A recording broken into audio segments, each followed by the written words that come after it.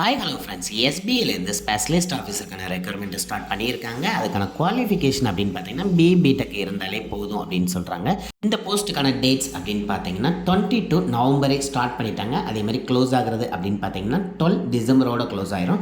So உங்களுடைய application correction எல்லாமே payment எல்லாமே முடிகிறது 12 டிசம்பரோட க்ளோஸ் ஆயிரும் அப்படின்னு சொல்லியிருக்காங்க. அண்ட் போஸ்டஸ் அப்படின்னு பார்த்தீங்கன்னா அசிஸ்டன்ட் மேனேஜர் போஸ்ட் தான் எடுத்திருக்காங்க. என்னென்ன டிபார்ட்மெண்ட் அப்படின்னு பார்த்தீங்கன்னா சிவில், எலக்ட்ரிக்கல், ஃபயர் அப்படிங்கிற 3 டிபார்ட்மெண்ட்டுக்கு எடுத்திருக்காங்க.